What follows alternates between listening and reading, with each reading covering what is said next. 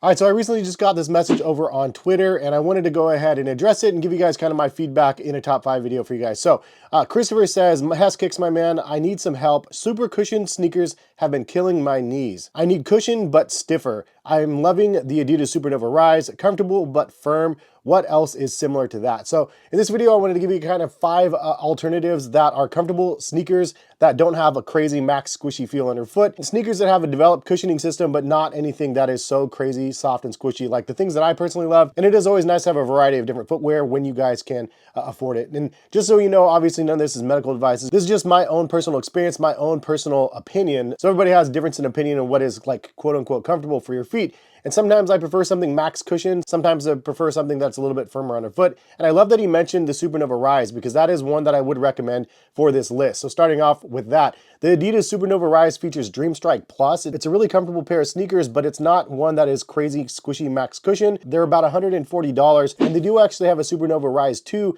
that is available right now as well, and I will link them in the description if you guys are interested in buying them. I also do have a video review of them coming soon. They are very similar to the first pair though. There's not too many major updates to the second pair, so either pair I would recommend is a good option. They're about 9.6 ounces underfoot, so it is a very light option, and again, it uses Dream Strike Plus cushioning from Adidas, which is kind of a newer technology that they're adding in with this cushioning foam for these shoes. Now again, there is some nice cushion underneath. It's not like you can't feel it or anything like that, but it's not so exaggerated where it makes you feel like you're really stepping on some crazy amounts of cushion. In the last like 2 or 3 years, the evolution of sneaker cushioning and like footwear and stuff has just gotten insane. Like it's gotten so crazy. Like you can get the Glycerin Maxes that I did a review on, insane squishy feel, heel to toe transition, and just nuts. You can get other shoes like the Rukus that has a really nice soft heel squish, but then it has a roller motion as you're walking from heel to toe. So there's a lot of difference in between. So I'll cover some of that with you guys in the future because I do have like an Adidas comparison video coming soon. There's also the sponge pair from Adidas as well, which has a soft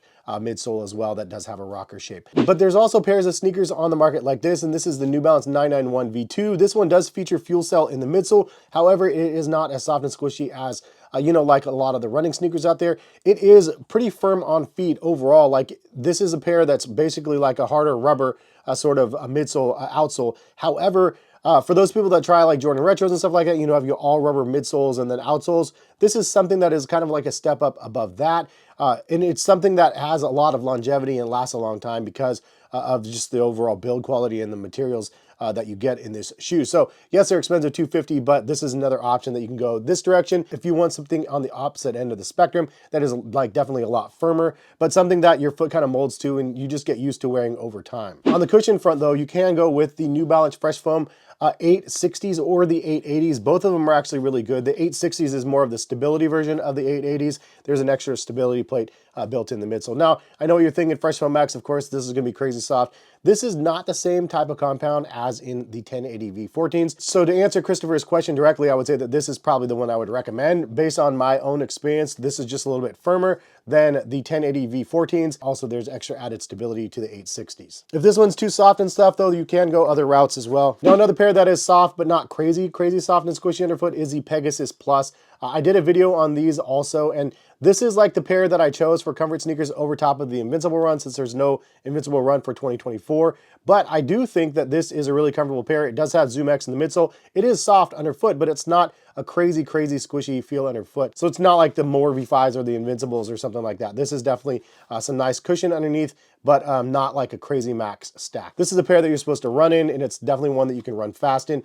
Also, alternatively, if you don't have the Pegasus Plus, you can go with the Nike Pegasus 41s as well. I think that that is the racehorse kind of runner from Nike. It's basically the one that is touted as like the everyday, all-day trainer sort of thing. So it's definitely a shoe that has been tried and true for a number of years. I would say the Pegasus 41 is a great option as well. And another pair I just recently got over from Brooks. Shout out to them. This is a perfect way to introduce this one to you guys. I haven't done a detailed review of these yet. I'll try to work on that in the future, but we have the Adrenaline GTS 24. Now, I've tried the Adrenalines in the past, and the foam is a little bit firmer than other stuff on the market. This pair offers DNA loft in the midsole. It is a nitrogen-injected foam, but it is not soft and squishy underfoot. You put these on, and if you want something that you're asking for, which is a cushion underneath your foot, but not soft and squishy, I feel like this is another really solid option. Also, this does have the GTS. It says go to support. So it has this support rail on the sides of the shoe, which gives it the extra stability that you need. I feel like this is one of those shoes that people that run and like comfort, like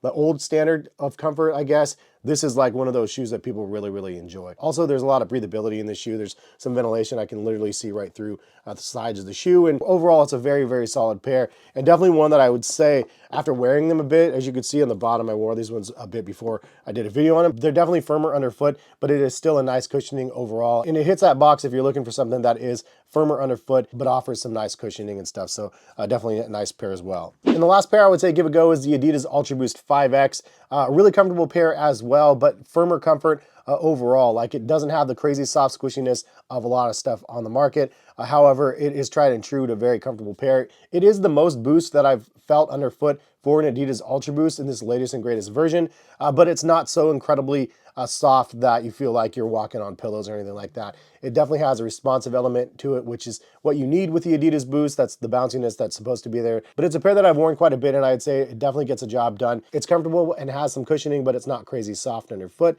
I think that this would also hit the box that you're looking for. But these are just the ones that I found in my room based on the quick tweet I saw. So I just wanted to grab some of the ones in the room and let you guys know which ones I would prefer. Leave a comment in the comment section if you have other ones that you guys would recommend along this same sort of path of comfortable but not too soft and squishy. Always appreciate your guys' feedback and love the question. Thank you guys for asking them. If you guys don't get a reply back from me on YouTube, honestly, YouTube is really tough for me to reply back to. I'll try to get better at it through this year, but Twitter is really, really easy just to hit me up if you have questions like this. I see them more often over there. But appreciate y'all for stopping by. If you guys want to buy any of these shoes that I'm talking about in the video, link in the description. If you guys use any of those links, it directly supports the fam when you guys do that. Hopefully you guys have a good rest of the day. Thank you again for stopping by and watching, and yeah, see you soon.